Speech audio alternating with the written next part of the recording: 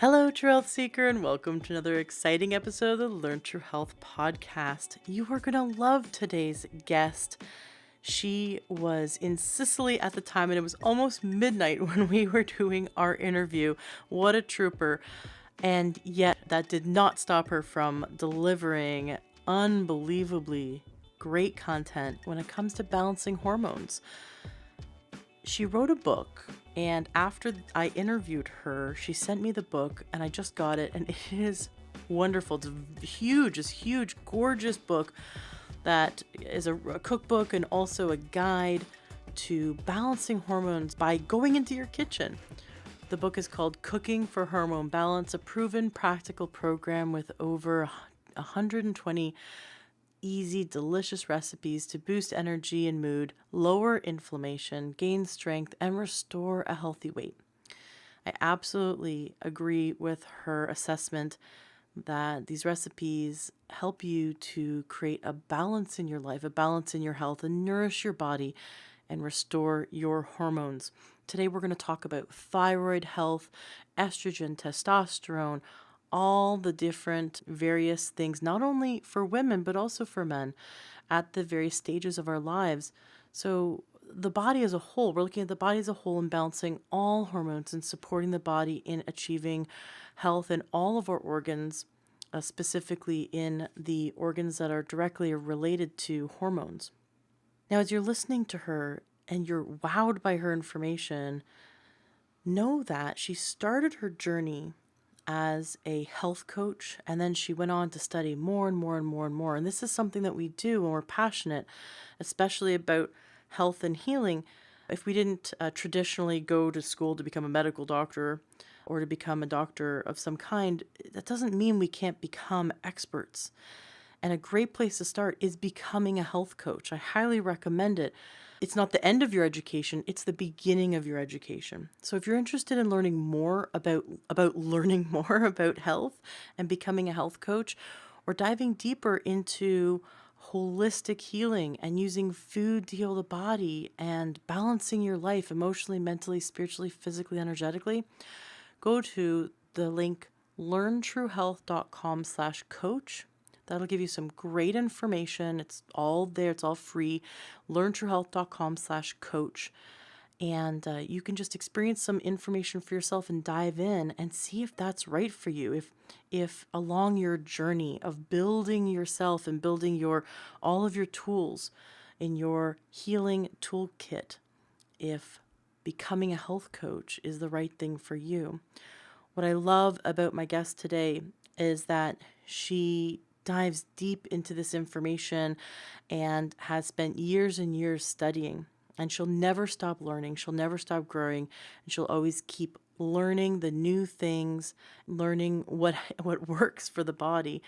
Not every tool works for every person, but there are some fundamental things about diet and about life that bring healing to everyone. And so we discuss those foundation things today, and then we also go through some tweaks that you can make to notice positive changes in your health.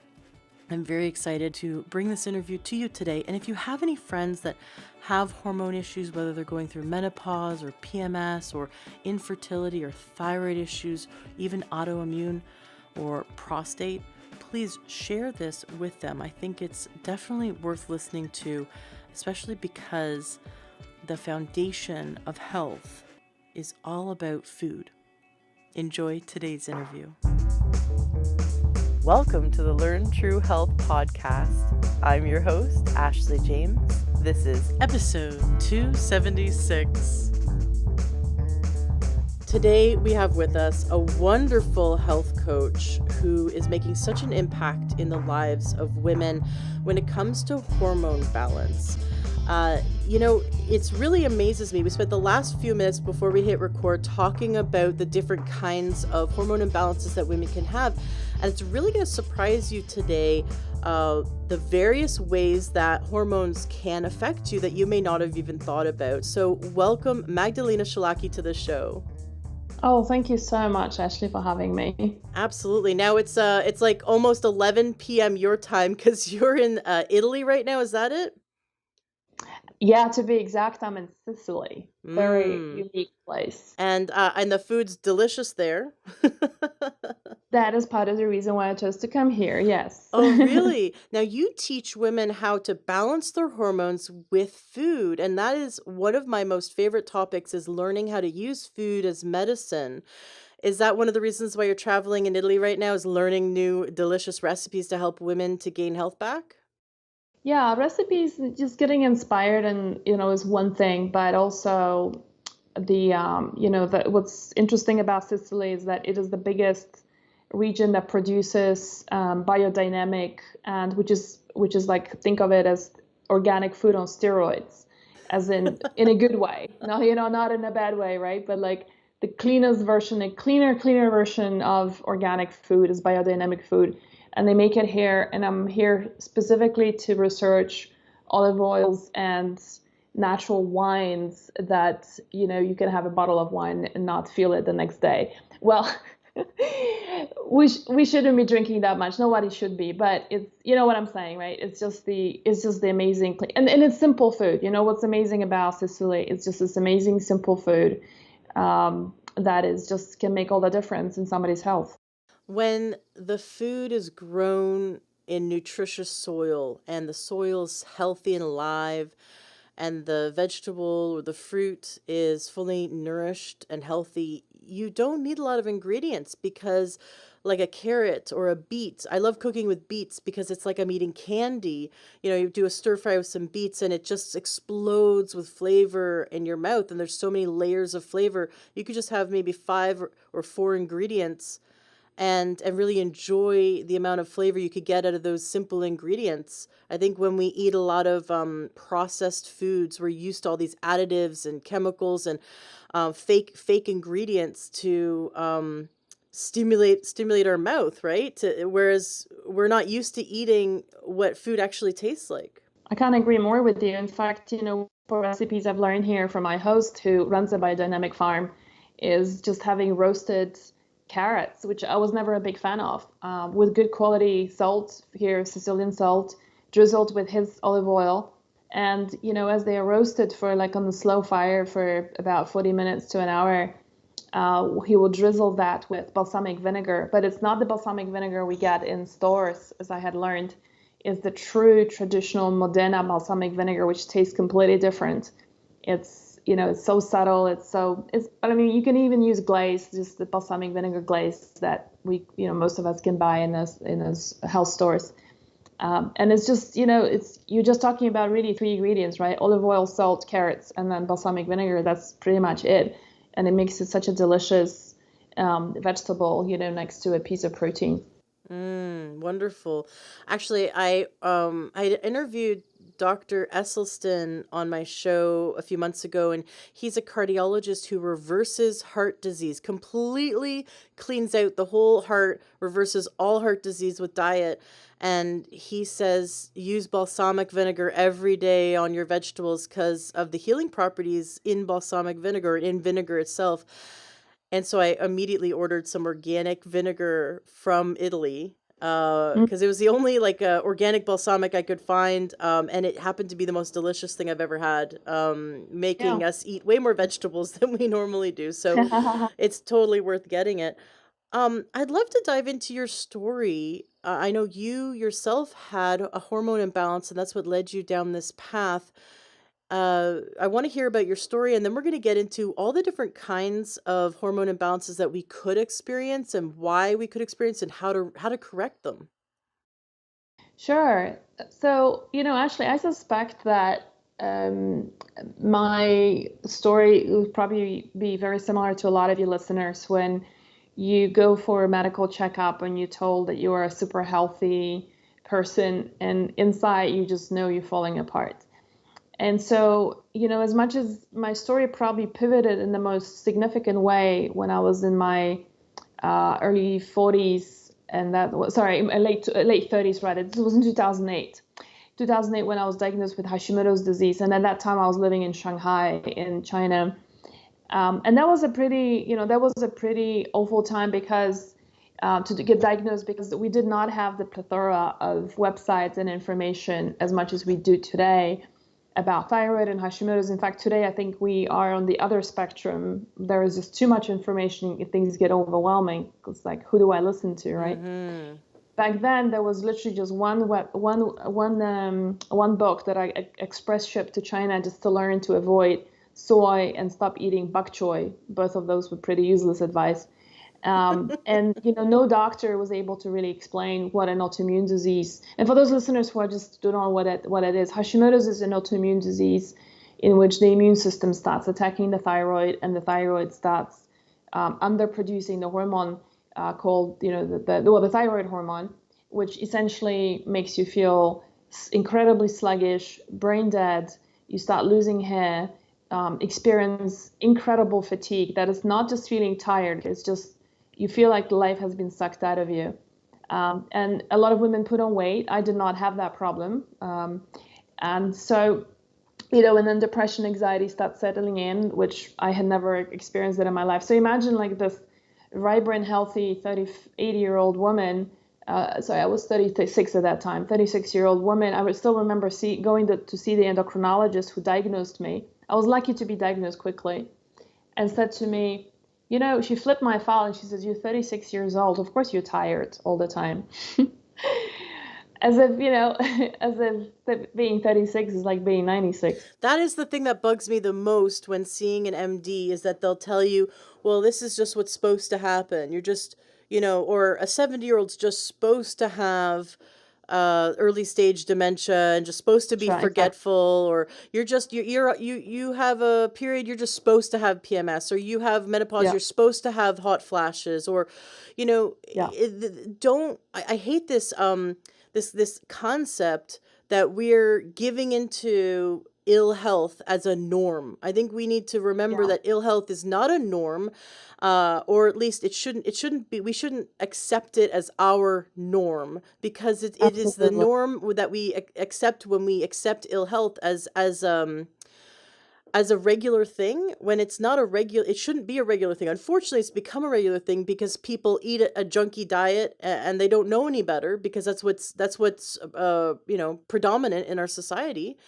And then we go to a doctor that just waits until we're sick enough to give us drugs, and it's so frustrating. But there's hope. There's people like you, there's people like naturopathic physicians and chiropractors and health coaches who are trying to educate us to learn that we can use food and lifestyle to reverse and prevent disease. Sorry, Absolutely. you got me on my little Yep. soapbox there, because we need to Yeah, remember, whenever a doctor says it's just because, oh, this is fine, this is normal for your age to have these symptoms, it's BS. And we need to remember that we can be super healthy at 90 years old, running up mountains. That our body is designed to do that. We just need to remember to feed the proper fuel into our body, right?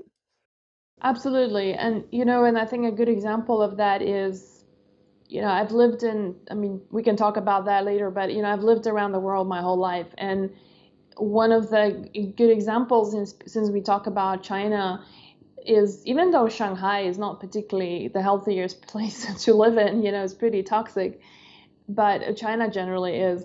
But you still see the old generation doing Tai Chi at 5 o'clock in the morning, and you look at these, and all of them are octogenarians. Those are people in their 70s and 80s. You even see people in the 90s being physically active.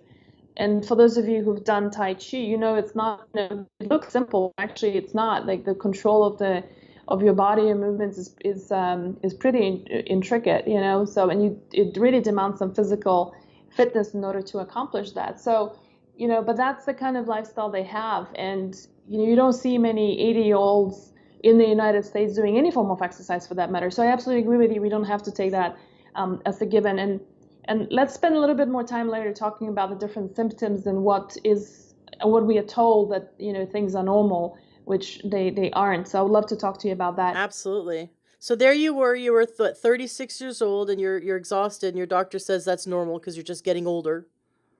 Yeah, yeah, but it's that's how that was the pivotal moment for me because that's where I quit my job and I went to nutrition school. But the really when it's all of that really started much earlier than that. For starters, my mother was a smoker. She smoked during pregnancy. When I was born, I was her first child, and she never breastfed me because she bought into I was born in 73. So she bought into the 70s sales spiel that the food companies, powder milk formula milk companies sold to hospitals that mother's milk is less nutritious than a formula milk. And so I was a formula baby right from the start. First month I already ended up with pneumonia and a dose of antibiotics. And my whole childhood, I don't remember much as a young child, but I do remember being taken to the hospital for ear drainage because I had so many ear and sinus infections chronically, which we only later discovered were due to food sensitivities. I had a severe sensitivity to gluten, dairy, and eggs. And I think it was the dairy that was causing the congestion. And eggs were causing eczema that I had all over my hands. So, you kind of start off that way, and with a lot of food sensitivities, which, now we know a lot of times we have food sensitivities or food intolerances also, not allergies. So just to be clear, it's not allergies, it's those, those delayed reactions to foods. When we have a certain, when we messed up our digestion, right? And clearly mine was messed up right from the very beginning. And so that kind of evolved, in my late 20s, that was manifesting, these food sensitivities were manifesting in another way. And that was through horrible acne. So I was covered in cystic acne. You're talking about these little volcanoes that popping out of your face. And I had them on my back and my chest, but also even on my butt. I couldn't wear a bikini without, and you can cover them up, like even on your face and stuff. It's like, it's so visible because makes your face so uneven, and horrible PMSs, terrible migraines, right? And all of that was related to food. I had enough wisdom in my late 20s, and only because of the physical aspects, which is, the pimples I was so embarrassed about, that I went to, by accident, I saw an article on Yahoo at that time that said that why is it that children in Papua New Guinea have no pimples? And I thought that was fascinating, and because the article said that because they don't eat gluten and processed foods. So I got off gluten, and boom, half of my pimples were gone, or my acne rather. And then I did these food sensitivity tests, which, back in the day, this is 20 years ago. I mean, this was, super expensive and almost unknown. And eggs and dairy came back. So when I cleaned up my diet from those, my migraines went away, acne cleared out. I think, so food played definitely a big role. But to be perfectly honest with you, I went on, with my life. I'm a type A personality. And so, I went on with a big career in advertising, and I started working in Asia in a regional job. And so I was on the airplanes all the time. And, I was living in Hong Kong, between Hong Kong and Shanghai, but I was covering the region. So every week at least twice a week, I was on a plane flying somewhere. And all of that kind of sounded, I remember my friends going like, oh my God, it's so much fun. And you're like always in a different country every week. And I'm like, no, you don't understand. Like these people you see with their laptops on a Sunday flight, that was me getting ready for a Monday meeting while you were out with your friends having drinks and having a really good time out in the, camping or whatever, doing more wholesome stuff. And so I think, it's of stress and getting a lot of validation from my career, not having control over the food that I was eating, relying a lot on alcohol. I used to be a smoker. I never did drugs, even though I used to work in advertising. A lot of people do drugs there. That was the only thing that kind of was my, saving grace. But, I think my body just completely just gave in one day. And this is where in Shanghai I was diagnosed with it. So as you can see, the Hashimoto's, like, with anything, Ashley, any hormonal imbalance we're going to talk about, or whether it's an autoimmune disease or whether it's even type 2 diabetes, it doesn't just happen. It's years of stuff that we do consciously or unconsciously to ourselves that eventually the body speaks up and say, I've had enough. And that's when it manifests. And I think in my case, it manifested very strongly with Hashimoto's. But honestly, I mean, all that I just was doing to myself unknowingly hit the fan when, in 2008. And this is not to mention also the fact that I was a semi-professional athlete, right? So I would wake up, I would wake up at 5 o'clock in the morning to hit the gym, either in a hotel that I'm staying or back in Shanghai. And then, I would work until 8, 9 p.m. every night. And that's not, and go out for drinks with my friends, right? So that was not a sustainable way of living. Anyway, fast forward, I set up my practice in 2009, went to nutrition school and changed things around for myself, and obviously have helped thousands of women along the way. All of that was a big inspiration to put that into the protocol cookbook that just came out.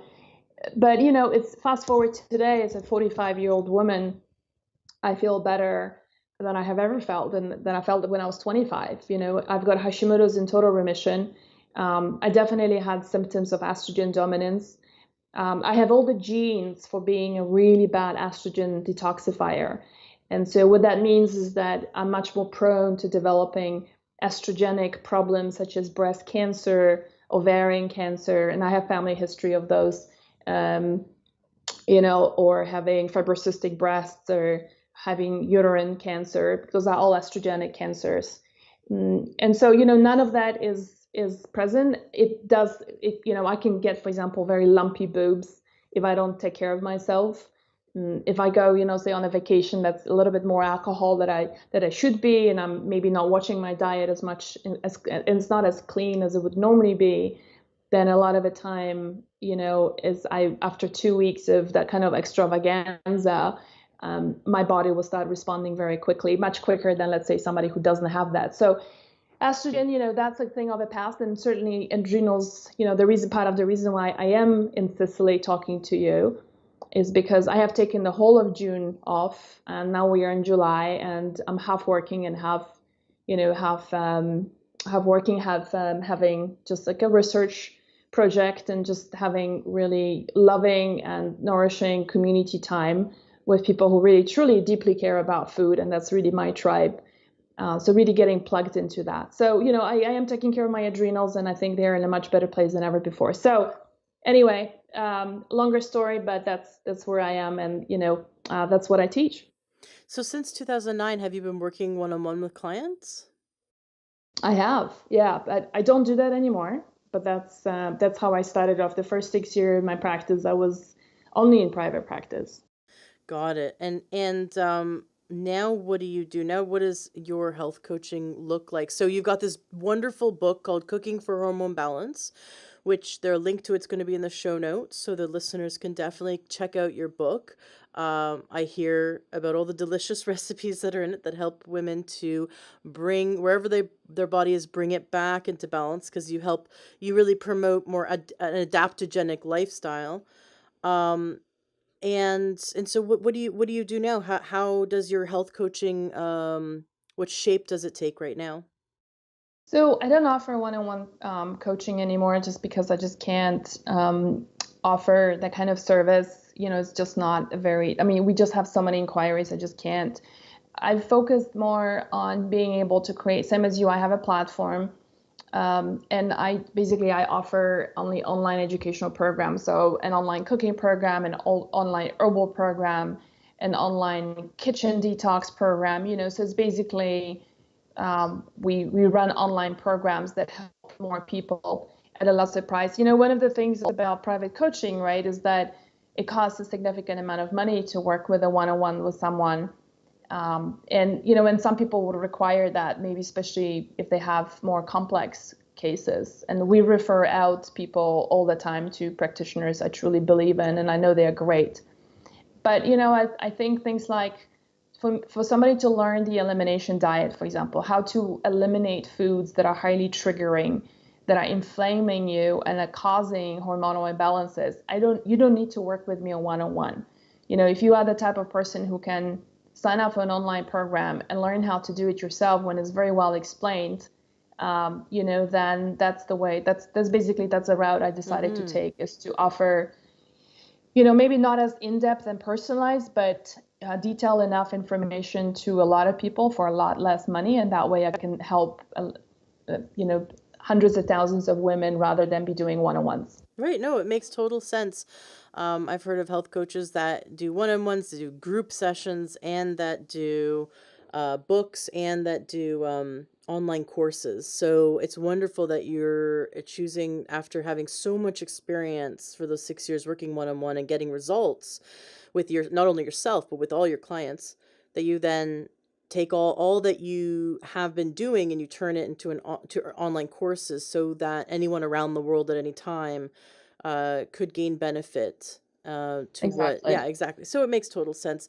So let's talk about the different hormone imbalances that a woman could experience throughout her life and what it looks like. So I know you and I talked about estrogen dominance, for example. So let's start with that one. Mhm. What kind of form does estrogen dominance take, and what does it look like? Yeah. So let's talk about symptoms perhaps first, and then I can explain maybe behind the scenes, under the hood, what's going on in the body, if you like. Mm-hmm. So symptoms will include things like, the most common one is PMS. And I think, to your earlier point about our doctors telling us, well, it's pretty normal to have PMS. And I mean, look, if it's just a PMS that you're in a bad mood and, you have a little bit of pain and a bit of a back pain and, and you just be perhaps a little sleepy that day and you go to bed earlier, right? That's fine. But if you're having a PMS where you just cannot function without 3 Advils for 3 days and you are just not, it's not possible to be around you because you want to just rip people's heads off, right? And you can't go to work and you're in a fetal position for 2 days. I mean, that's not normal. And that can all be that could be a sign or symptom of estrogen dominance, which can be completely addressed.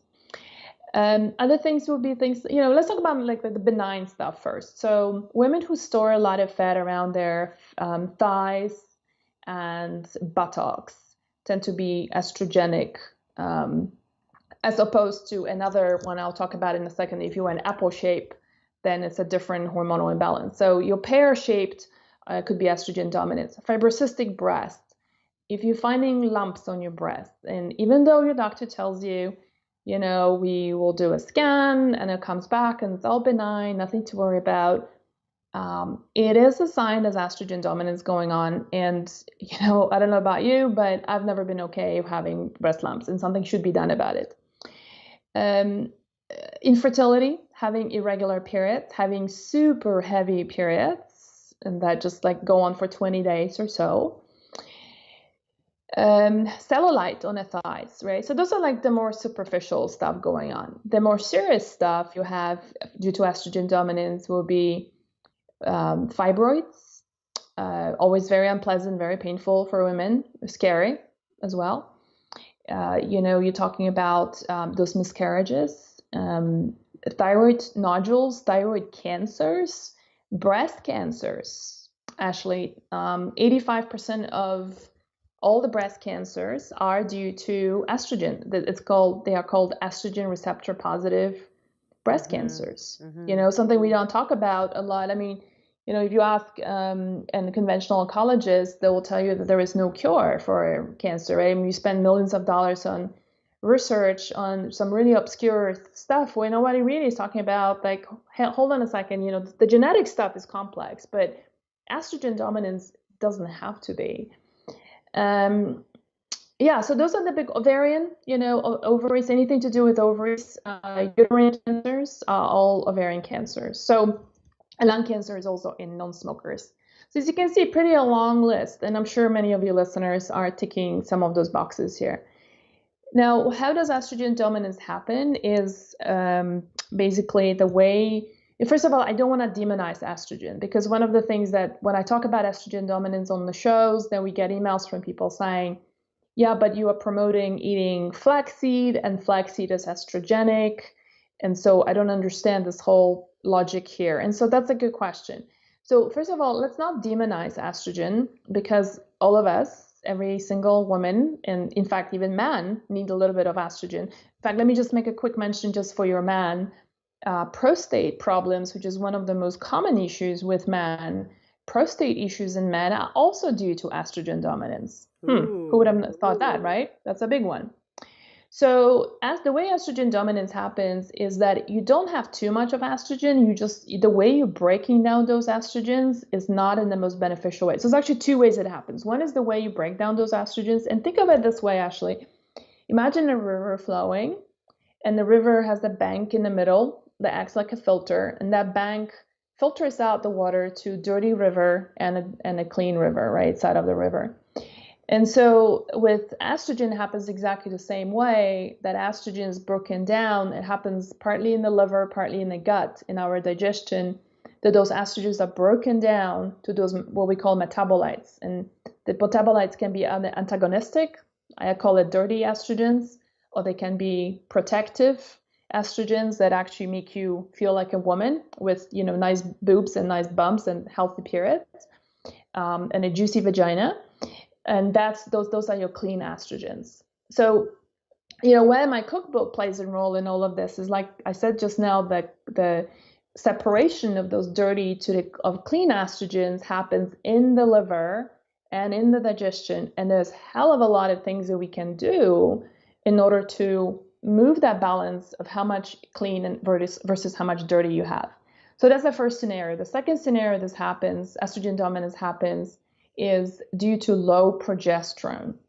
And that is especially for women who are like having those periods for 20 days, who have mid-cycle spotting, who can get pregnant or cannot hold on to a pregnancy for more than 3 months. There's oftentimes, or cannot fall asleep, have a lot of anxiety that can be due to low progesterone. And there is this progesterone and estrogen are like these two dancing partners. And same as in like if you watch dance competitions, you don't want to have one partner being overwhelming towards the other, right? It looks weird. And so the same way, estrogen and progesterone, there's a relationship between the two of them, and there has to be a certain amount of one to the other. Unfortunately, many women are very low on progesterone, and so that could be another cause of estrogen dominance. Does that all of that make sense? Is the low progesterone the apple-shaped people? No. So the apple-shaped people would be typically due to another condition, another hormonal imbalance that is due to high testosterone. And a lot of women with PCOS, which stands for polycystic ovarian syndrome, tend to store a lot of fat around their bellies. And that's your apple shaped. And that happens when we have high testosterone levels. And that is typically the result. We call it a metabolic hormonal imbalance. And because that happens when we have high blood sugar levels. So this is where blood sugar control becomes the first step to managing that kind of body shape or this kind of hormonal imbalance. Okay, got it. Can someone have estrogen dominance and high testosterone at the same time, or is it one or the other? No, absolutely you can. And on a very much on like if you look at how hormones work, they all very interconnected with each other. And so, for example, a woman who's got high testosterone levels, and let me just talk very quickly about symptoms of high testosterone in women. So apart from being an apple shape, so storing a lot of fat around your belly, they just wouldn't go away. You also might be experiencing hair loss. So, and this is specifically like in front of on the crown. It's not on the sides; it's right there on the crown, like right in front. Instead, you also start having facial hair on your upper lips, on your chin. Some women have it on their nipples, on their bellies, even on their chest. Very irregular periods, infertility problems, horrendous fatigue, right? And of course, high blood sugar levels are some of the symptoms of having high testosterone and having this metabolic disorder. So you ask, can you have one and the other? And the answer is yes. And the way it happens is when we have high testosterone levels, testosterone actually gets converted to estrogen.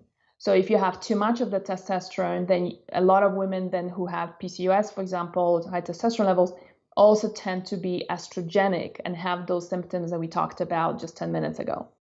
When they have high testosterone, is it converted into the dirty estrogen, as you mentioned, the not healthy high levels of estrogen? It can. And you'd Yes. said that, so I've heard this before, that the way the body eliminates estrogen, because once your body creates estrogen, you've used it, now you need to eliminate it. It can't just sit there and build up in the body. Yes. The liver um, takes the estrogen out of the blood and sort of breaks it down and converts it into a sort of like an inert toxin that can leave the body, and then it puts it into the bile so that it can be squirted into the small Oh. intestines, and then Mhm. the fiber that we eat grabs a hold of it and takes it out of the body. But if we have constipation or we don't eat fiber, then there's a risk that it can be reactivated in the gut and reabsorbed, so that our body Absolutely. then is reabsorbing not only toxins but reabsorbing this dirty estrogen, and that then is like adding to the estrogen dominance. Is that correct? That's absolutely correct what you've described. And so, in other words, just, the takeaway from here is that if you're constipated, that's, it's very hard, almost impossible to have healthy hormones because of what you have described just now. So, absolutely, yes. And that's another reason why diet can play such a big role in rebalancing your hormones. Mm-hmm. I was really fascinated to learn about the precursors to hormones. Growing up, my period was irregular, and so an MD put me on birth control. Here, this will fix everything. Get on birth control, right? And of course, that did not fix everything. That made everything worse, because when you throw a synthetic hormones and a drug at something, you're not getting to the root cause of the problem, right? The root cause being a malnutrition and a poor balanced diet. Luckily, my mom found my birth control, freaked out on me because she knew, hormones are so important to do naturally. And she told me, you got to get off this stuff. But the damage had already been done. I still hadn't cleaned up my diet. And one thing led to another. And by the time I was 19, I was diagnosed with polycystic ovarian syndrome, infertility. Soon after that, had type 2 diabetes. And Hmm. and then soon, a few years after that, I had full blown chronic adrenal fatigue, and I spent all my 20s being very sick. And then I found natural medicine. That's why I do this podcast, because I found natural medicine. I reversed all those problems, got rid of my infertility. I now have a really healthy 3-year-old that I was able to conceive naturally, and had no problems there. And so, what you teach is so near and dear to my heart. And it all, if I'd gone the MD route and I'd never found natural medicine, I don't know if I'd even be here today. Like, going Oh, down the MD route, I was getting sicker and sicker, and I was actually I had monthly infections. I was on antibiotics every month. I mean, literally, I don't know if I'd be here. I was so sick, and I wow. was just getting worse and worse. So coming back to what started it all, birth control pills. I keep hearing this from my listeners, that they go to their doctor and they're put on birth control pills as one of the first drugs, just to manage their PMS, or Hmm. manage, maybe they're a bit estrogen dominant, or, they're having these symptoms of estrogen dominance, or low progesterone or high testosterone, and they're put on birth control, thinking the MDs are thinking it's this fix all to balance hormones. Can you speak to that a little bit, and why that's such a dangerous route to go? Yeah, so in the first place, the your episode was not any unique, right? As in, like, there are so many women who have an issue with birth control pills, and but you are in one of the minority to do something about it, right? And most women don't even realize that a lot of their problems are health issues are due to the birth control pills, due to the pill. So, fundamentally, and I think conceptually, just to start it off with, this conversation is why would you want to why would you want to take something that was designed for prevention of conception for a medical condition, right? I mean, that itself just doesn't make a lot of sense. But today we also know, that birth control pills have their side effects. And one of the biggest things are, there's many of them, but I'll just talk about two of them. The first one is the fact that they are a real nutritional muggers. They deplete us Mm. significantly of the very nutrients that your glands need in order to produce hormones. whether it's the thyroid, the adrenals, whether it's the pancreas, right, to produce insulin, thyroid, cortisol, DHEA, whatever, progesterone, estrogen, the glands need fuel to function. And vitamins and minerals just basically it's the food for the glands. So ironically, birth control pills completely deplete us of that. They mess around with your natural cycle of producing hormones, meaning your glands get signaled that, for example, we have enough estrogen and progesterone. Boom, we don't need to produce that ourselves anymore. So, that's why women who are for birth control pills for a long time are not able to conceive when they get off it, right? Because their glands just aren't producing their own hormones. So you're messing around with your own natural cycle.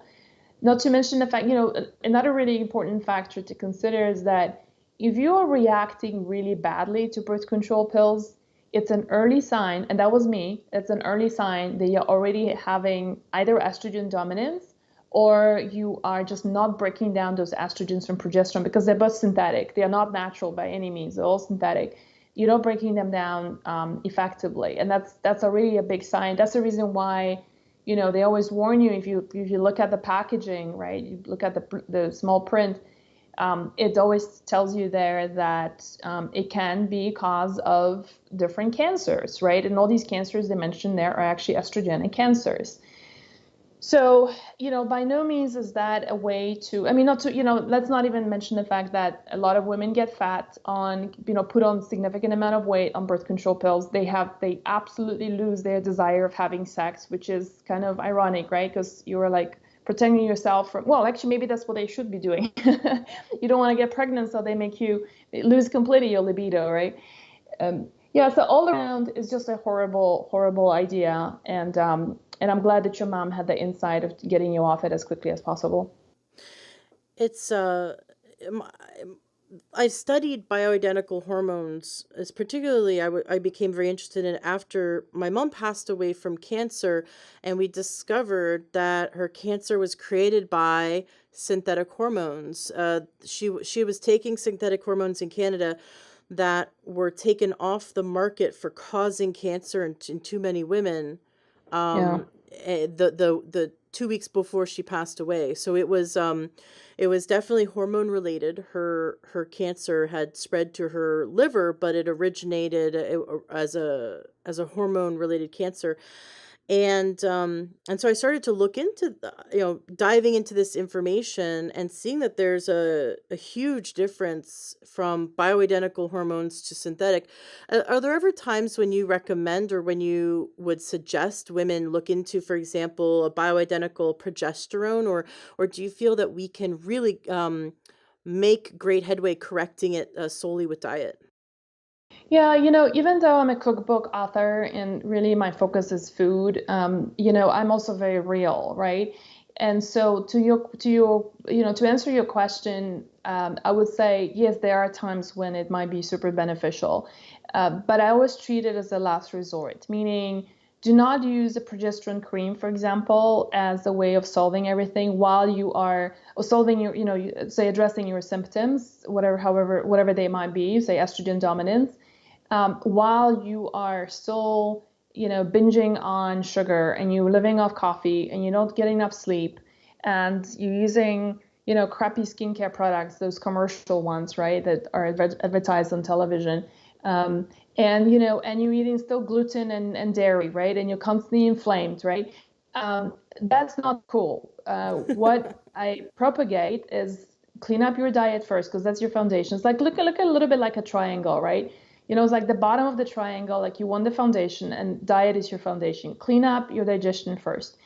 And then a lot of times you don't even need to use bioidentical hormones. Where I think they become very handy, just I'll give you an example. When I was going through the book launch, it was a pretty stressful time, and I was also launching an online program all at the same time, and we ran into a few technical problems, and it was the 8 months of hard work and 3 months of a lot of stress. And so I was beginning to feel like my health was not at the best, right? And it was all because of stress. And cortisol, when you have high stress levels, cortisol robs you of progesterone.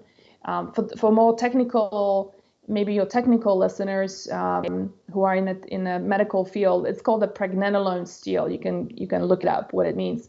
And there's a biophysical process that happens that when you're stressed out, your body robs you of progesterone, which can result in things like anxiety, poor sleep, and that's what I was experiencing. So during that time, I actually did go on bioidentical progesterone, during the period of the 3 months, just to keep my stuff, keep my life in the best shape possible. But the minute I got out from the book launch in June, I took time off. Then it was back to a diet and very supportive adaptogens for my adrenals to recover slowly and naturally without relying on progesterone. So that's my take on it. Do the foundation first. And I always say food first and always, herbs often. So like, nettles and ashwagandha and rhodiola and whatever it might be. So herbs often, supplements sometimes, bioidenticals only when needed. Got it. So food always, herbs often, supplements sometimes, and then bioidentical hormones as needed. Mm-hmm. Excellent. I want to definitely make sure we touch on the other issues that women or men can have around hormones. But I'm really curious to know, do you have like a list of foods that like we could all benefit from? Like a list of foods that are just so nourishing for the body, that you love to always include, especially nourishing for hormone health? Yeah, actually, that's yeah. So it's in the book, and I can mention some of the foods right away if you like. I call it the 20 superfoods and 20 power herbs and spices. And actually, that's how the creative process of writing the book was such that I started off with identifying what these 20 superfoods were. And only after doing that, and the 20 power herbs, and only after doing that, then I incorporated them into the recipe. I basically built the recipes around these superfoods. I love it. Yeah, yeah, yeah. So let's talk about some of the superfoods. Pomegranates, flaxseed, pumpkin seeds, sesame seeds, sunflower seeds, bone broth, cilantro, parsley, dandelion root, and dandelion leaf would be some of them, right? If you talk about power herbs and spices, I love things like, for example, cinnamon. You talked about PCOS and blood sugar regulation. Hmm. A teaspoon of cinnamon in India is given to people who are diabetic, and it helps to reduce blood sugar levels, for Hmm. example, right? Hmm. Just an amazing, wonderful spice that can be used therapeutically as well. Cardamom, ashwagandha, dandelion root, chicory. Yeah, those are some of the, on top of my head, this is some of my favorites. What's chicory good for? What's that? What is chicory good for? Yeah, so chicory root is in a lot of things. One is I'm talking about the chicory root here that's roasted and dried and roasted. A few things. One is it's high in inulin, which is a natural occurring prebiotic, sorry. So that's like food for probiotics. Number two is that it is also a bitter, and so anything that is bitter, as you can probably notice a lot of the foods that I mentioned, like all the celery, the cilantro, and the parsley, dandelion leaf, dandelion root, all of them have bitter qualities to them. Hmm. Bitterness promotes a bile flow. You talked about estrogen dominance, and so the bile is absolutely necessary to flush out estrogens. It also helps us with digestion. In a lot of European cultures, like whether it's in France or in Germany or in Italy, they use bitter aperitifs or digestives, they call it, right? And that is all there for a reason, and that is to stimulate digestion either before eating or after eating. Both ways, it's a great way of bringing that in. So the way I use chicory is one of the recipes that you find in the book. It's called the Better Than Coffee Latte, and I'm a big proponent of getting women off caffeine as much as possible, or showing a lot of great alternatives. I think having a bit of a kick from caffeine once in a while is fine, but I feel like in the United States, we live on caffeine. It fuels us, empowers us. It's an artificial, it's a fake energy. It's not real energy created by your body. Mm-hmm. And so chicory, I think it's a wonderful way of replacing coffee, especially if you like coffee as a drink because you love the taste. Chicory together with dandelion root, for example, infused in the hot water, resembles the taste of coffee pretty much. But it also has those bitter qualities plus the prebiotics. So not only does it, is it delicious, but it makes it into a highly medicinal drink as well. How would we go about buying that? Just like the dry roasted chicory, and would it also be roasted dandelion root that Yeah, we'd purchase from like maybe an herbal store, and then we just steep it like tea? yeah, exactly.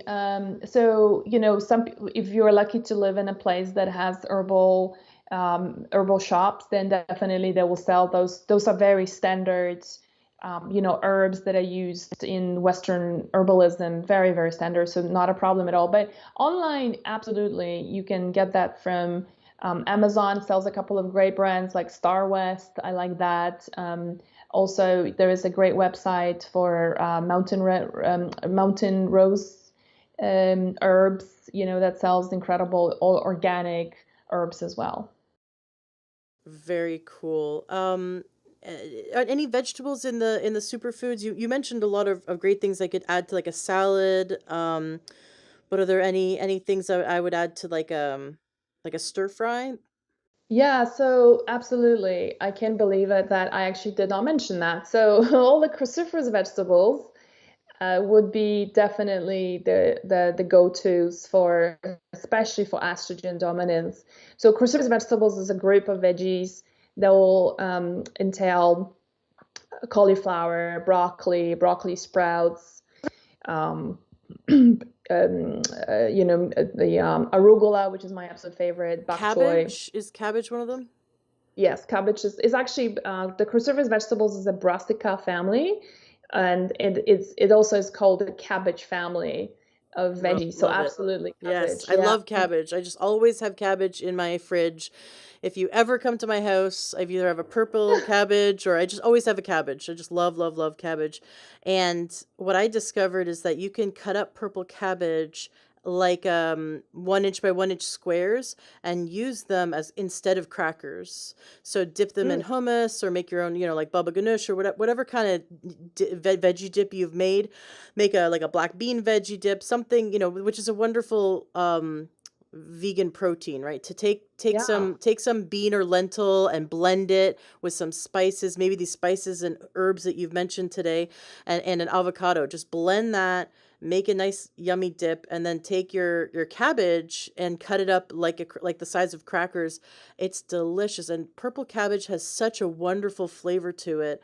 I've become a little bit addicted to the cruciferous vegetables. And I heard many years ago, if you have thyroid problems, you should avoid, or, cabbage, or you should avoid these things. And now I've heard from a lot of functional medicine doctors and practitioners that is not necessarily the case, that they're finding that really there just isn't enough evidence to show that in fact the benefits outweigh the costs, and that every woman, regardless of hormone issue, would benefit from eating cruciferous vegetables. Where do you stand on that? Yeah, absolutely. So I completely stand with that, and I think that's this total bullocks. I mean that's some blogger started that 10 years ago about cruciferous vegetables are going to kill your thyroid, and they kind of got copied pasted by bloggers. And in the first year of my practice, I did that too. I was saying that too until I started researching that, and I couldn't find a single document, with a single medical study on cruciferous vegetables actually inhibiting the thyroid function. So soy, yes, soy can do that, but not cruciferous. And so, I mean, not the cruciferous vegetables. So there's a fear of these goitrogens, which is completely unjustified. And I will say though, this is total anecdotal, but a lot of studies actually start out because of a suspicion that we have, right?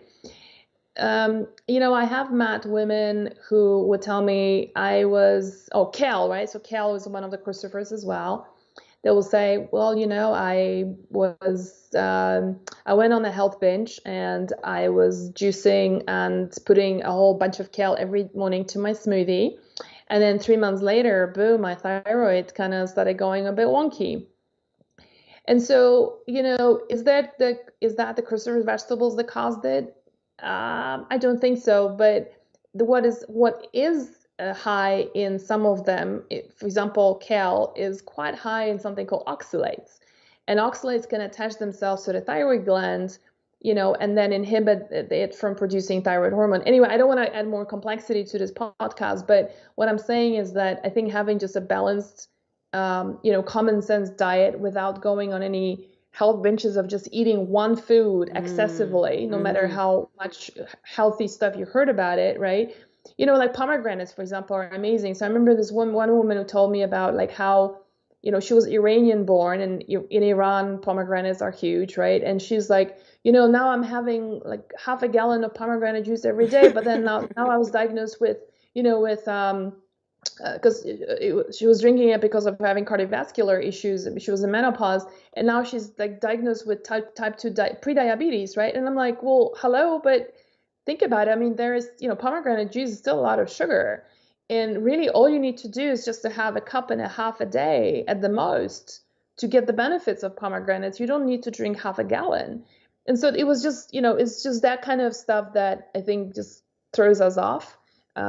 Anyway, bring on those crucifers. And by the way, some people cannot eat raw cabbage, Mm-hmm. so just lightly steam it, and you still get a lot of benefit from all the things I talked about. And that's just the misconception generally about foods. That I'm glad you brought it up about thyroid. In fact, Ashley, I think the cruciferous vegetables, actually, my point of view on it is they actually help the thyroid, and I'll tell you why.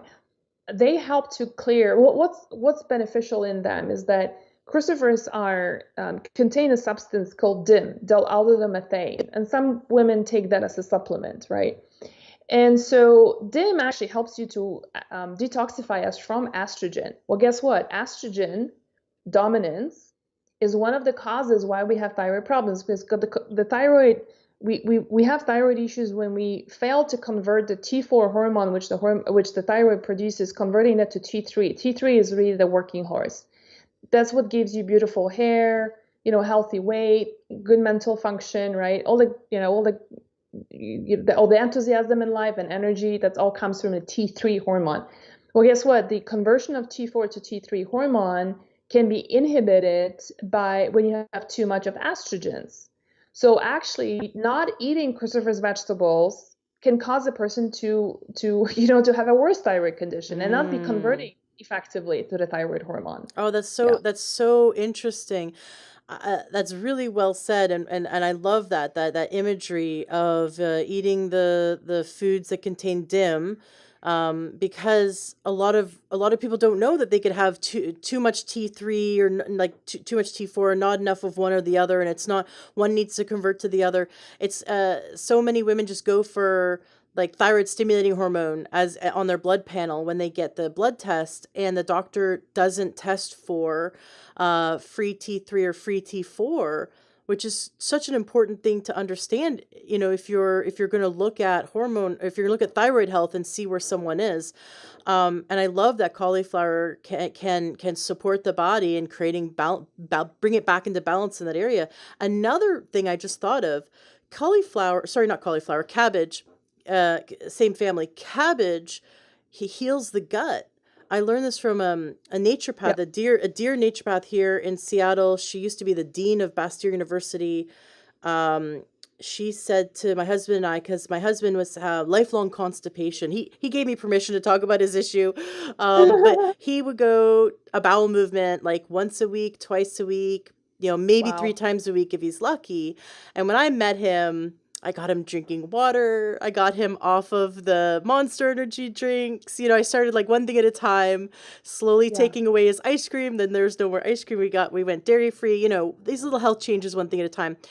But he still had, maybe 3 bowel movements a week. And so when we went to see this naturopath, she said, you need to go 3 times a day. And if you only go once a day, she still considers that constipation. And now really understanding like that our body can reabsorb the hormones and the toxins, and have just this buildup of toxins if we don't like get it moving. It's kind of like the Hmm. exhaust in your car. If the exhaust in your car isn't coming out the muffler fast enough, if the muffler's somehow blocked, then all that exhaust is going to come back up in the engine and everything's not going to run. And that's the same with the body. Yeah.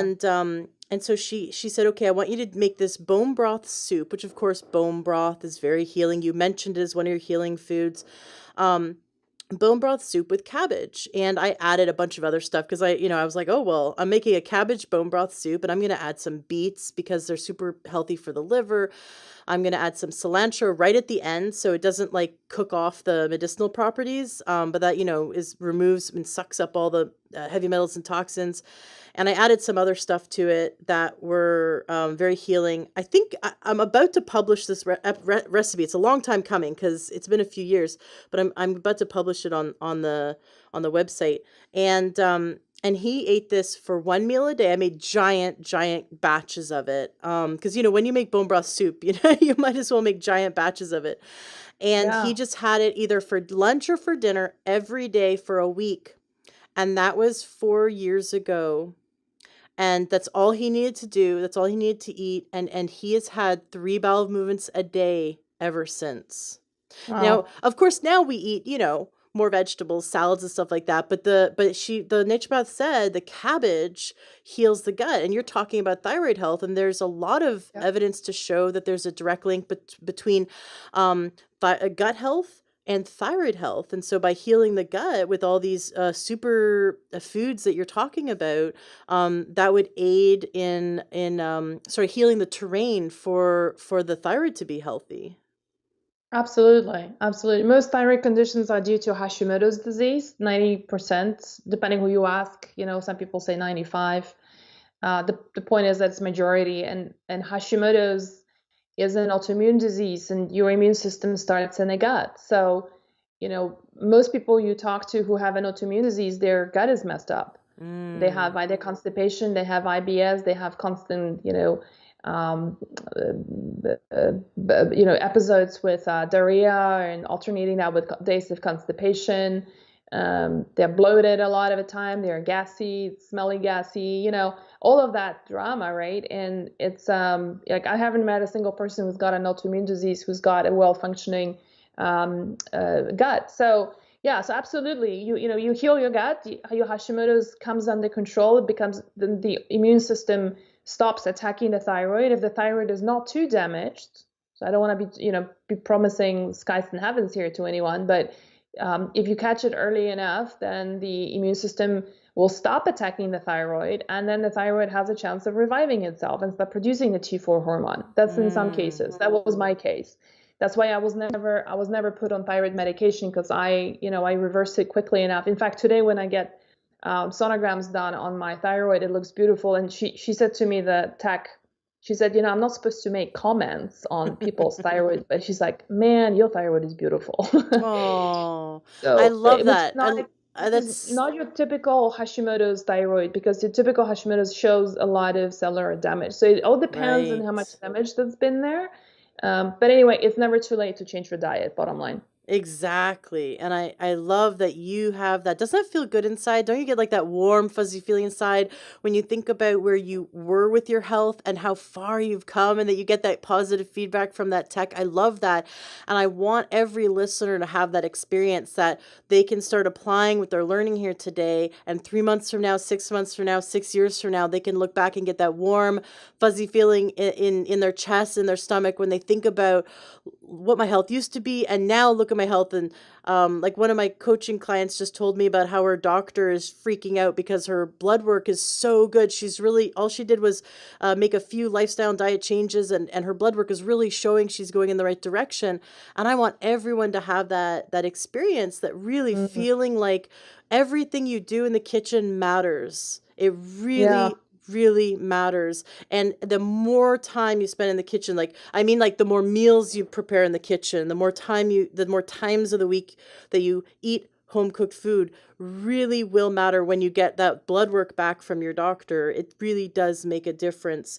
I also love that you brought up not eating like mono foods, that we should really rotate. I've heard that from other people, that eating too much of one food, eating too much spinach, eating too much kale, just too many meals in a row of the same vegetable, can be a little bit unhealthy, and that if we get a variety, so choosing roasted carrots for one meal, choosing roasted beets for another, choosing some sautéed broccoli and mushrooms and onions for another meal, and just really playing around with. And every time, I like to give a challenge to my clients. I say to them, I want you every week to go and, maybe even take your kids and have them pick out a new vegetable that they've never Mm, eaten before, and just have like nice. Google it. How do you make it? So I've bought these weird things like, I'll go grab something that I don't even recognize, probably like an Asian, vegetable, or something I've never seen before, and I'll Google how to make it and what it does. And Yeah. and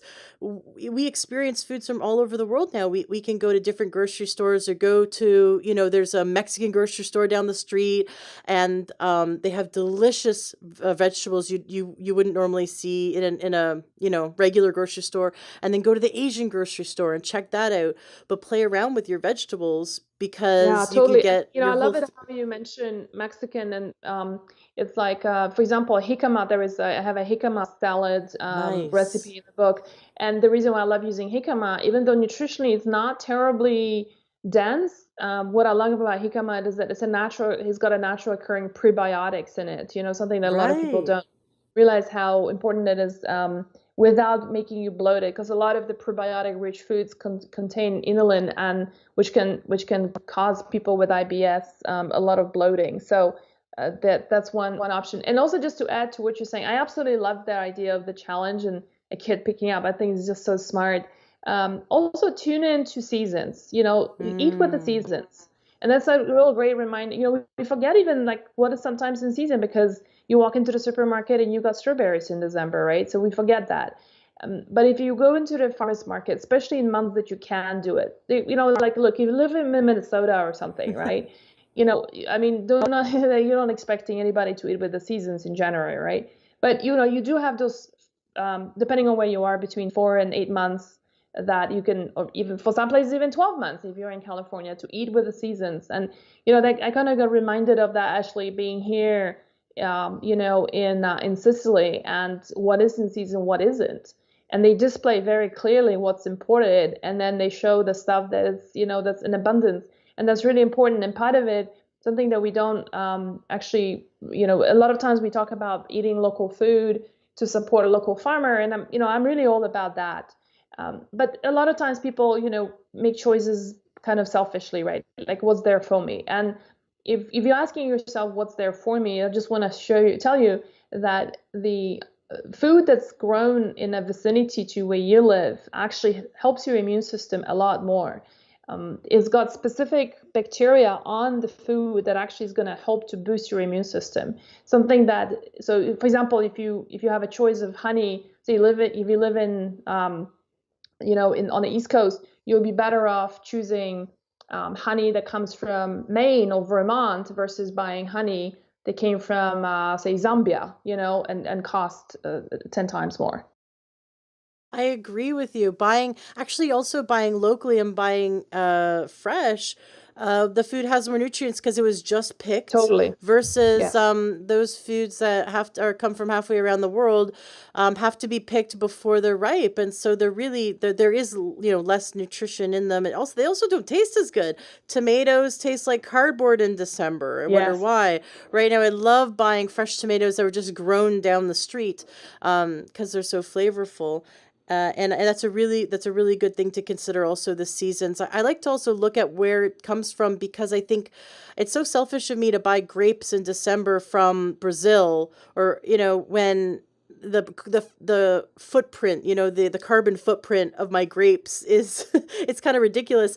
And so if I limit my family to only eating grapes when they're local and fresh, then it's sort of a really big treat. It becomes a really big treat. Right now, blueberries are local and fresh in season, and it's a big treat for our family to get a giant thing of blueberries. But if we got them, fresh all year round, we would they don't taste as good because they're grown, you know, an entire continent away, sometimes, depending on where you are. So I love it. Definitely paying attention to the quality of the food, whether it's local, whether it's in season.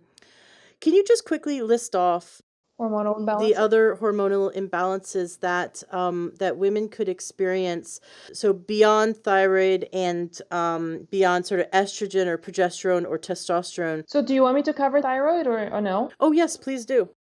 Okay, so majority of people have a low thyroid problem. Only a few have high, but the thyroid issues, which typically stem from Hashimoto's disease, the autoimmune attack that I was talking about, is the symptoms would include things like feeling absolutely fatigued. I mean, this is not just feeling tired; it's feeling like your life has been, sucked out of you, and you need 3 cups of coffee to get you going.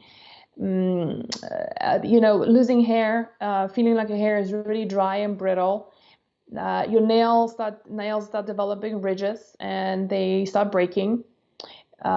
You start getting depression and anxiety for no particular reason, like you had never experienced before. You start putting on weight, even though your diet is the same and you exercise the same amount, same frequency and intensity. Um, Feeling cold, like you want to wear a sweater in summer. Yeah, that could be due to the low thyroid. Other things which could be also, that those are like more the characteristic ones. Other things like, for example, I lost my train of thought here.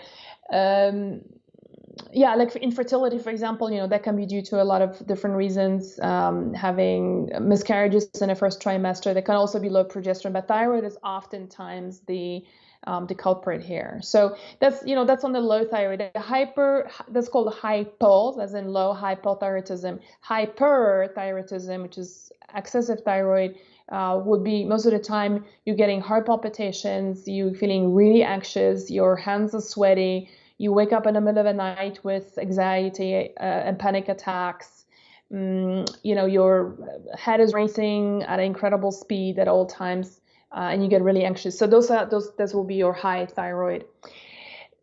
So that's about that. And like what we talked about, majority of them, it's either due to Hashimoto's or Graves' disease. Graves causes hyperthyroidism, and by the way, I had that as well in my late 20s. So I've been collecting diseases, Ashley, and then reversing them along the way. Yeah, and then if do you want me to talk about PCO? I think I covered PCOS, right? The high testosterone already. Mm-hmm. And then the other condition that we have, which is perimenopause and menopause, which I think most women will know that they are. Maybe let me just mention about perimenopause because it's a really interesting time. I think women in menopause are pretty clear when it happens, and typically is gauged by the lack of periods, the irregularity, well, the lack of periods. And oftentimes with that, we have those hot flashes and night sweats, and forgetfulness and mood swings, which are incredibly annoying and very damaging towards our relationships. I want to assure you, this is to your point earlier, when you go and see a doc and he or she tells you, well, you are in menopause, it's normal to have hot flashes. I want to assure you that hot flashes don't have to be the same way you don't have to have PMS, you don't have to have acne when you're a teenager or a young adult. You don't have to have hot flashes, and you can sail through menopause going into another phase of your life without going through hell. And there's a lot of different things that can be done. I'll just mention one key thing in managing hot flashes is blood sugar control. Actually, I've had clients who, when I was still in private practice and in our online community now, when I monitor conversations, we've had women coming with horrendous hot flashes who all they changed was their breakfast. I'm big on changing breakfast, and breakfast can completely change our blood sugar regulation throughout the day. It will change the kind of foods we're craving, it will change your energy levels. And I completely take people away from eating your porridges and cereals for breakfast and grains to what's called a PFF kind of breakfast, protein, fat, and fiber. So PFF, protein, fat, and fiber rich breakfast that are savory, never sweet. There might be some sweet elements to it, but predominantly savory. A big inspiration behind it was the fact that, like I mentioned earlier, I've lived around the world. I lived in 7 different countries, and I've traveled to over 40. And wherever you go, whether it's Ethiopia, whether it's Peru, whether it's Japan, Indonesia, India, no one eats sweet stuff for breakfast. It's only in Western culture that we do. And so by changing your breakfast, it will help tremendously with blood sugar control. And guess what? That's going to take away the hot flashes and night sweats. A long cycle, long way to get there to tell you how it works. But it's the blood sugar drops that are causing the hot flash response. So that's on menopause. Perimenopause, I would say that it's a peculiar time for a lot of women because we go almost to like a state of panic. You know, the name of the game in perimenopause, there is no normal, right? Every woman will experience it differently. And, for some women, it's going to be the periods are going to start shortening and they're going to be now 20 days instead of the usual, say, 28. And the period now is for 2 days. And sometimes you will have mid-cycle spotting, right, which was never occurring before. Where another woman might be having now a period every 40 days and will be going to 5 days and be very scantily. So, so there's just this whole but it's not just about our periods, right? Our weight can go out of control, our energy levels can go out of control, our moods, women start going into mood swings like I have never seen before. And so, it becomes a really stressful time because we don't recognize ourselves in us anymore. And that's a very, this obviously you almost like you're living in a body of a stranger. And that's obviously a very concerning experience. And I just want to assure every woman that that's very normal when you go through perimenopause. However, you can mitigate all of that when you do a highly anti-inflammatory diet. We talked about a lot of things today, and those are, with adding a lot of the amazing foods we talked about, but I also think that we should eliminate and stop adding the fuel to the fire. So, things like gluten, dairy, being very conscious of how much sugar we are eating, right? All of those will make a profound difference in how our hormones are produced and metabolized. And it's going to help with perimenopause just to sail through it. So you're basically sailing through it and not going through a storm. I love it. Can you give some examples of protein, fat, fiber breakfasts that we could start eating instead of the grain-filled breakfasts that have been maybe increasing our hormone issues? Yeah, sure. So one of the most favorite recipes that our community profoundly, enjoys, and they keep modifying it to different forms. It's called, and it's in a cookbook. It's called the Farmer's Wife's Breakfast. The base of the recipe is fresh leafy greens, and if you don't want to do raw veggies for breakfast, you can steam them. For example, take your favorite cabbage, steam the cabbage and use that as a base. The idea is that you want to have abundance of green veggies. So use that as a bed, and then sprinkle that with some olive oil and a touch of lemon juice and a pinch of salt, and then you start dressing it on top with a couple of different things. The first thing I love to use is having a good source of protein. I am not for being vegetarian when you have raging hormones. I have found a lot of people who are vegetarians and vegans, unfortunately, experience especially blood sugar problems and a lot of different hormonal imbalances.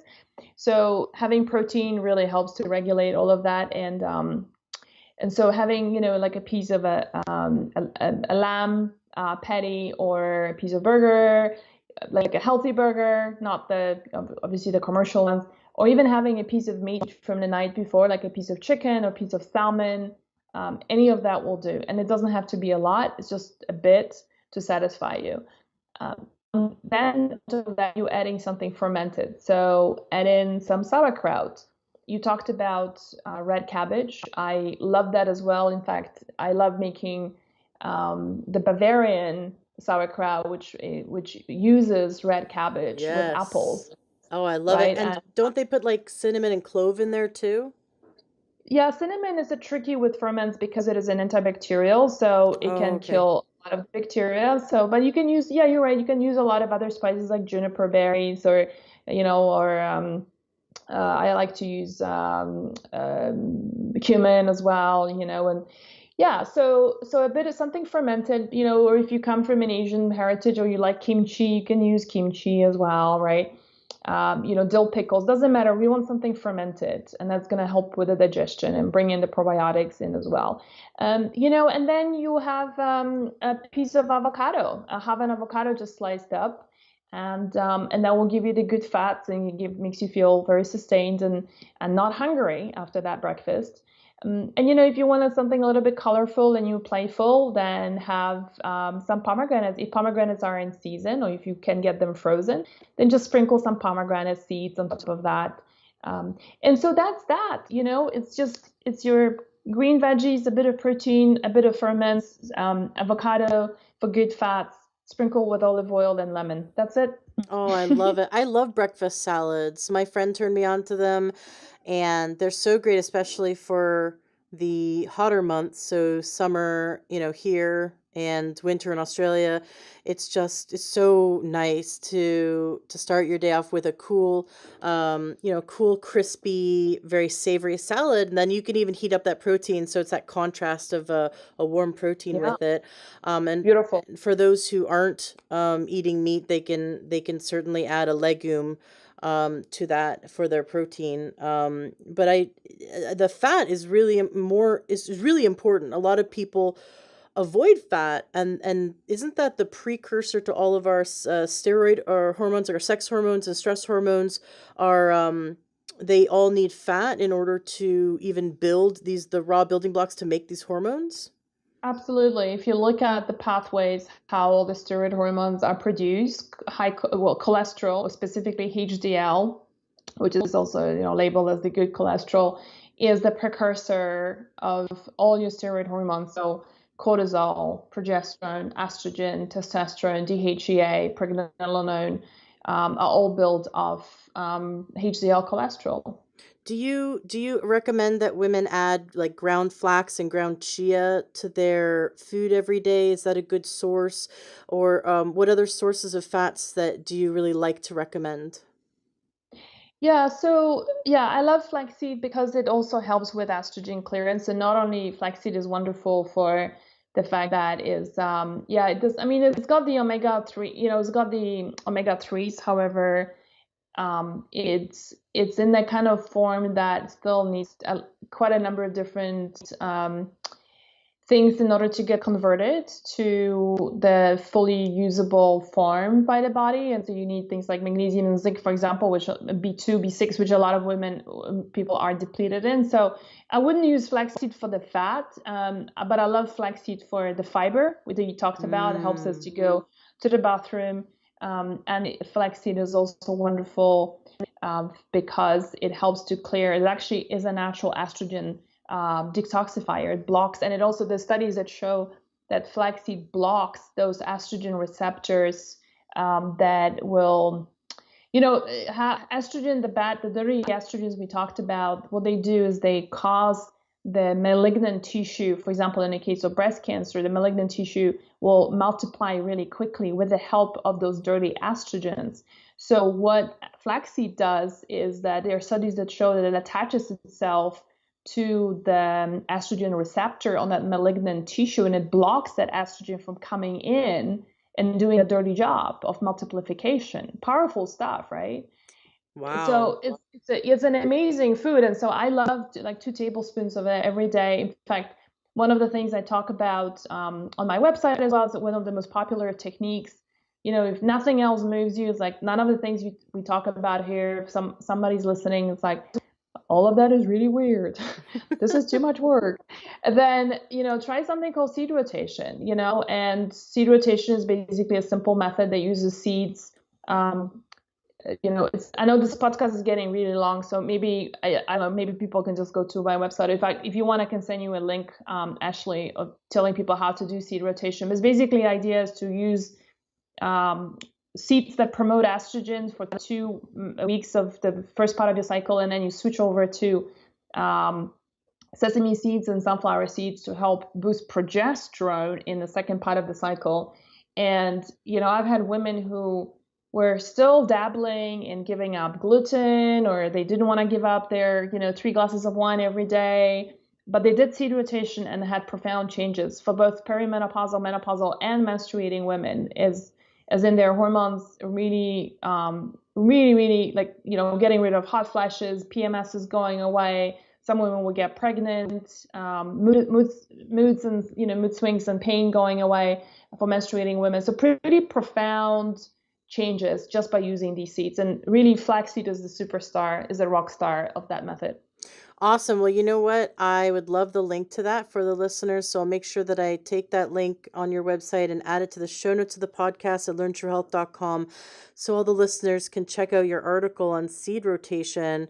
I find it fascinating. I've heard from a few other women that seed rotation made a huge difference in their health. I've been really curious about learning more about it. So I'm glad that you brought it up.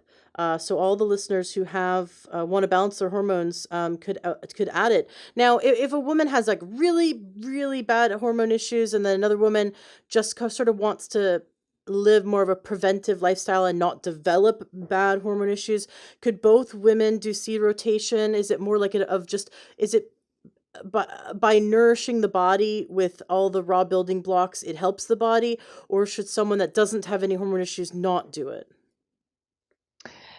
No, it can be done for both men and women. For both women, depending, for the scenario described, it can be done by both.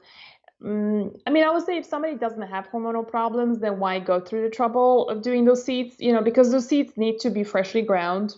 You don't want to be buying stuff that was pre-ground 6 months ago, like flax meal. You want to grind it yourself, because that's when you're releasing all the lignans in it, and that's when it's freshly ground and doesn't get oxidized. So it's a bit of a pain in the butt. I would say for preventative measures, if somebody is in that boat, do the other stuff, and that's the foundation of your hormonal balance. I call it a three-legged stool. And the three-legged stool, Ashley, is basically, the reason why I call it a three-legged stool is because if you want to sit comfortably on a three-legged stool, all the three legs need to be in place, right? If one of them is short or is missing, you're gonna fall or wobble. And so in the context of hormones, these three bodily systems is your digestion that we touched on, is the health of your liver, and it's your sugar balance. And in the book, my book is not just a cookbook; it's really a protocol cookbook, where there's protocols and there's a lot of science in the first the third of the book, the first part of the book really goes into the science of food and like what is that in the digestion that can impact your hormones. And my readers, I suspect, are like your listeners, they're smart women, they want to know the why. And so that I felt like, I didn't want to do like a magazine piece of a book and just going, oh, these are the 5 foods that's going to help you with, with your PMS, right? And like never explaining what's the story behind these foods, right? And so the book really starts off with the digestion, liver, and sugar balance, how important that is. And really, Ashley, when somebody takes care of these 3 bodily systems, then a lot of other things pertaining to a specific hormonal balance is not even needed. Like if you have, let's say, estrogen dominance, then maybe even adding these broccoli sprouts or these additional flaxseed might not even be necessary, because just by doing taking care of these 3 bodily systems, everything gets resolved. And I see this all the time. So for preventative measures, I would say set the foundation, that 3-legged stool, get those 3 legs in place really firmly. And that way you don't even need to, let me give you an example. Women with hot flashes will go, oh, black cohosh, my acupuncturist told me that black cohosh is great. And, and I'm not bashing, and like, I'm not criticizing these kind of prescriptions, but black cohosh becomes another. It's no different than a pill that a doctor gives you. You know what I mean? It just masks the symptoms, rather than asking the question, why am I having a hot flash in the first place? And that's because you're having a blood sugar problem, and black cohosh ain't gonna fix it. If you are living on coffee, if you're doing sugary breakfast, if you're doing 3 glasses of wine before you go to bed, right, all of that's going to throw your sugar balance out of control. And so this is where, this is really where the philosophy is setting the foundation right. And that way you don't even need black cohosh or a flaxseed or whatever. So I hope that makes sense. Absolutely. I love it because what you're doing is getting to the root, and you're helping someone heal their body with nutrition. Like you said, food always, and then herbs often. But if they're eating the same way and they're just applying herbs to manipulate the body, they're not getting to the foundation. They're not getting to the root cause, which is nutrition comes first. And we need to give our body the raw building blocks every single meal, and then use those herbs to help push the body in the right direction, push or pull the body back into balance. But we shouldn't run to the herbs first, or run to the supplements first, or run to the drugs first. If we don't have a foundation, then we never have true health. Yeah, totally. That's a thought. So your website's hormonesbalance.com. You have fantastic articles, recipes. We're definitely going to be linking to that article that you have on seed rotation to help balance hormones. When my listeners go to your website, where do you want them to go? Is there a particular section of your website you really want them to check out? Just look at the search button and search for whatever is coming up for you. Actually, a good place to start is with a quiz. It's hormonesbalance.com/quiz, and that takes you to a quiz that will give you an indication of which hormonal imbalance possibly you might be having. Something that comes as a big surprise to a lot of women. And just because your doctor told you that you don't have a thyroid problem, or estrogen is not an issue, or that you don't have high testosterone or PCOS issues, right? Don't, just listen to your symptoms and give the quiz a chance. So once you have a little bit more clarity, which is the hormonal balances that might need some TLC, then you can search on my website for the right content, which is classified all through, for the right hormonal imbalances. The thing about that, actually, I have to say it gets a little tricky, is that a lot of times women don't have just one hormonal imbalance, right? We might be having, estrogen issues and a PCOS, or somebody might be having thyroid issues and be going through perimenopause or menopause, right? It's hardly ever it's just one thing. And so this is when it becomes complex, because then the question becomes, then what do I do? Which one do I take care of first? And my answer to this is going back to that three-legged stool analogy, is that don't chase after the specific hormonal balance that you have. Just set the foundation right. And when you clear up your digestion, especially of all the inflammatory foods, you rebalance your blood sugar levels, you stop depending on caffeine and living off sugar and being a sugar addict, and you support your liver beautifully so it can do its job effectively in metabolizing these hormones, right?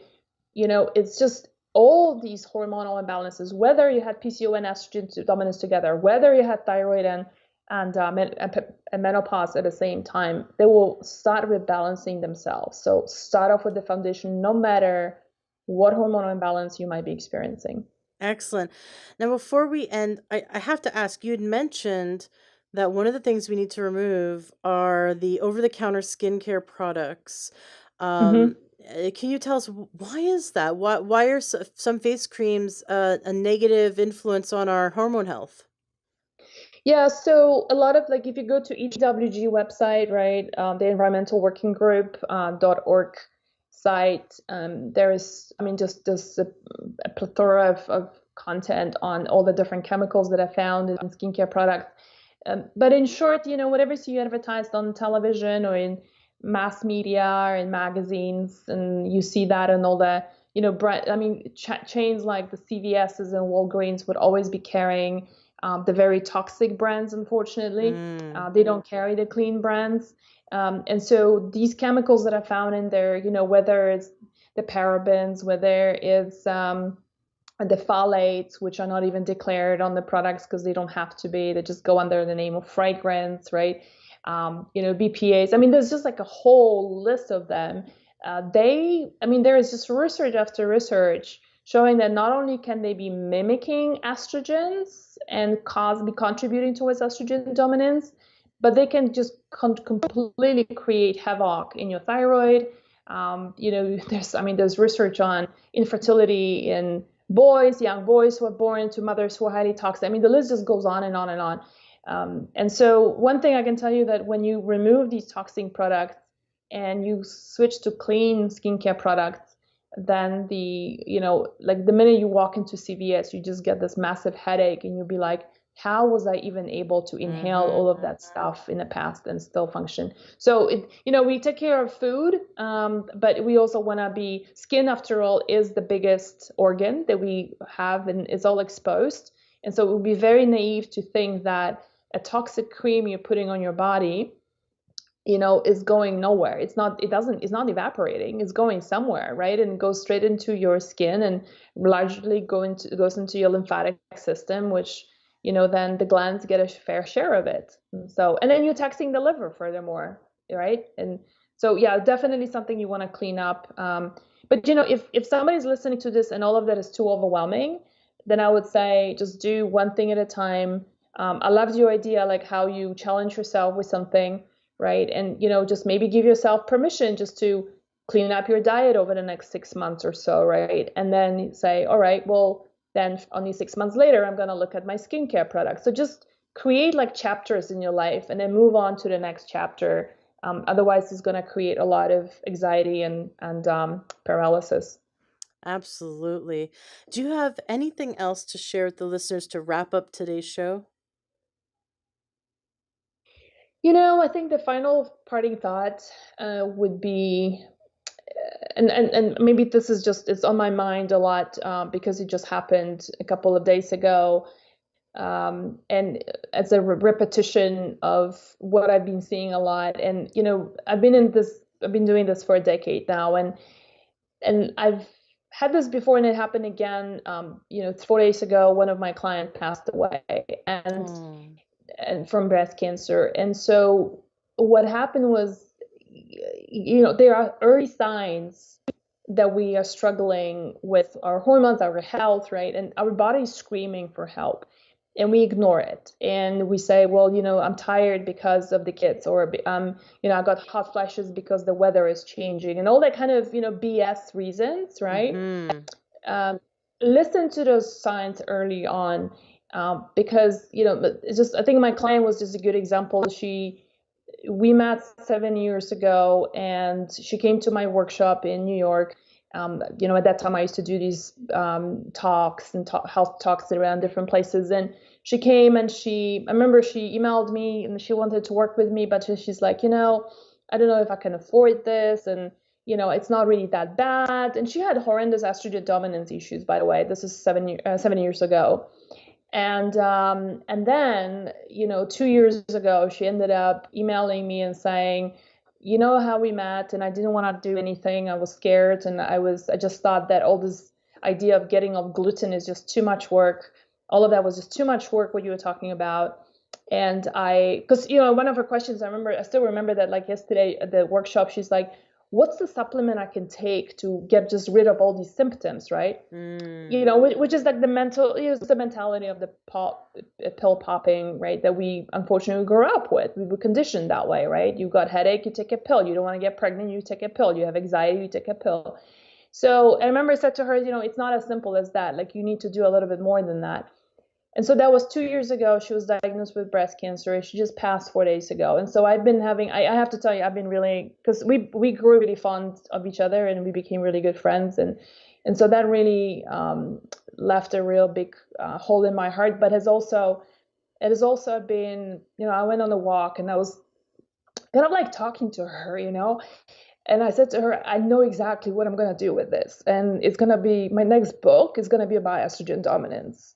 So, yeah, I'm getting all emotional about it. But, I think that the whole thing is listen to your symptoms early enough and don't let anyone tell you that just because you're having PMS or just because you're having hot flashes or just because you're having, boobs, lumps on your boobs or lumps on your thyroid, those things are benign and mean nothing. They absolutely do. Those are early signs your body needs help. Thank you so much for sharing that. My friend had a lump in her breast and she ignored it and ignored it and it ignored it until it was the size of a softball. And it turned out it was cancer, and she's been going through chemo for the last 2 years. And Yeah. I'm sure she thinks back now and she's sure that were years of signs leading up to that. But again, we live in a culture where people go to an MD that waits till you're sick to give you a pill and doesn't teach you how to listen to your body and how to heal with food, because that's not profitable for the pharmaceutical companies. And so we need to, by listening to this show and listening to you and listening to, as much holistic health information as we decide to listen to, all of it needs to teach us how to listen to our own body, so that when we, like you said, with an elimination diet, for example, when we begin to eat a food that's healing, we listen to our body. Does our body resonate with that? Is it really good? Can we digest it? Can we absorb it? And to continue listening to all the symptoms of our body as we make these adjustments. And you're right. Yeah, it's a little bit hard to go gluten free, but it's a lot harder to face cancer.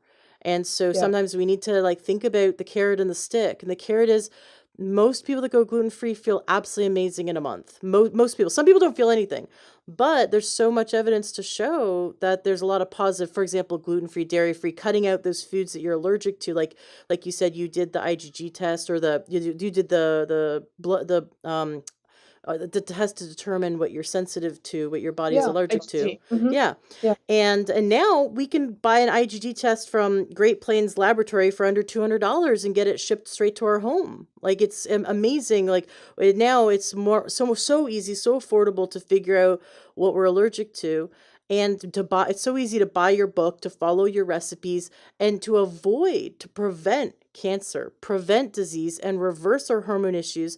And I really love that you are going to write that book in her honor and her memory, so that many women can be saved from the path that she was on. Yes, it's hard to clean up our cosmetics and to clean up our kitchen and to change our diet. But after the hard part's over, it's as hard as getting a driver's license, and all of a sudden it becomes second nature, and then we feel Absolutely. amazing. So I love the Yeah. book. I love what you're doing. I love your mission. I'm so inspired by you and the work you're doing. You're welcome to come back on the show anytime you're releasing your next book. I'd love to have you back. I think you're a wealth of information, and I love that you make it easy, and you're grounded in reality. You're right here with all of us going, listen, I had to do this too. I'm going to hold your hand and guide you through it. And together, through your book and through all of your articles and through your online courses, we can all learn how to live a lifestyle that prevents disease and that balances hormones. So I really appreciate that you took the time here, especially since it's about to be midnight your time, that you took the time to Mhm. come and teach all of our listeners how to learn true health. Thank you so much, Ashley, for having me. And I have to say, this is, now I'm not surprised you have such a sizable following, because it is like, you are a wonderful interviewer. You're generally curious and you go deep into topics rather than, I have to say, I hate being on 20-minute podcasts because it's total BS. You don't go deeper into topics. It just glazes over things, and that's not how I think podcasts should be done. So congratulations on just being a wonderful interviewer and a true health journalist. Thank you so much. It's been a real pleasure, and I can't wait to have you back on the show. Do you feel like you're missing something? Are you searching for the right answers to solve your health issues? Do you feel like you should have more energy and mental clarity? With everything you're doing for your health, you may be missing one key component. Our body needs 90 essential nutrients every day to function optimally: 60 minerals, 12 amino acids, 2 fatty acids, and 16 vitamins each and every day. Because of the farming practices over the last 100 years, most of our food has 60% fewer vitamins and minerals compared to just 50 years ago. So if you aren't eating 8 cups of a variety of fruits and vegetables each day, you may be missing some of your essential nutrients. These are the raw building blocks the body needs to create new healthy tissue, healthy hormones, balanced digestive system, strong muscles, bones and joints, and maintain an optimal functioning nervous system. especially if you're experiencing more stress or if you've gone through an illness like an infection. That takes more resources. So if you're not consuming more vitamin C and more of all the 16 vitamins and all the 60 minerals when you're going through more stress, either physical stress, emotional stress, mental stress, those stressors take more nutrients to kind of survive those bumps in the road in life. And over time, that whittles away, that kind of depletes our nutrient tanks, our stores in our body. Without these 90 essential nutrients, things start to break down. Now, you've experienced these breakdowns. Maybe you get migraines. Maybe you're exhausted. Maybe your hormones are out of balance, your digestion's out of balance, or you have some aches and pains. Maybe you've even been diagnosed with something. You have a series of symptoms, and if those symptoms all look like something, then we can diagnose it, right? That's what MDs can do. MDs will treat these breakdowns with drugs and mask your symptoms. But if your body has a nutrient deficiency, no amount of drugs will fix the problem. 7 years ago, I embarked on a journey to cure my diabetes, infertility, PCOS, high blood pressure, and chronic adrenal fatigue. I felt like I was a mess. Through my research, I found a company that made natural supplements to address these nutrient needs. They formulated their supplements to exceed all standards of quality. Their minerals are the most bioavailable and absorbed by the body that I have ever found. After getting on their protocols for healthy hormones and blood sugar, along with their dietary recommendations for better health, I reversed my type 2 diabetes, I reversed my infertility, I no longer had high blood pressure, my energy and vitality came back, and after 6 years of trying to get pregnant with my husband before we found these supplements, once we got on these supplements, we were able to conceive our wonderful healthy son, who's now 3 years old, and he is amazing, and we would have never had that had we not found this company. Speaking of our son, he's also taking these supplements for optimal health. His pediatrician thinks they are amazing. If you'd like to give these supplements a try and see for yourself if you're experiencing a nutrient deficiency, please go to takeyoursupplements.com. That's takeyoursupplements.com. Their health coaches are phenomenal. I personally know all of them. They're amazing people. And I just want you to know, as my listener, I feel like I need to protect my listeners. I would never promote anything that I didn't 100% believe in and I didn't feel was healthy or good for you. I feel like you're my tribe, and I'm sharing this information. In fact, for the last 2 years, the only reason why I've been doing this podcast is so that I can help as many people as possible gain their health back.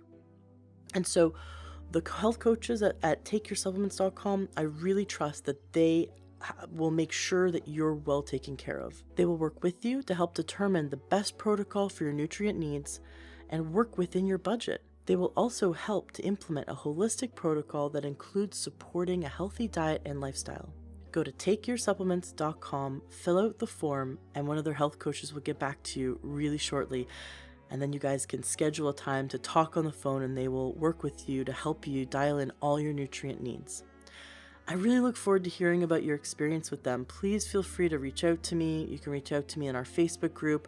Go to Facebook, search Learn True Health, and join our group.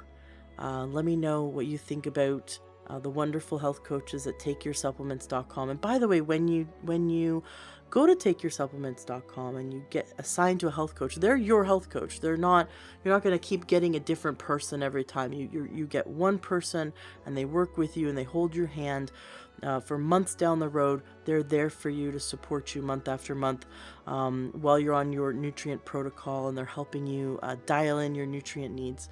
They're really wonderful like that. So I know you'll enjoy your experience with them, and I'd love to hear about your experience with them. Please feel free to, you can email me as well, ashley@learntruehealth.com. I love hearing success stories.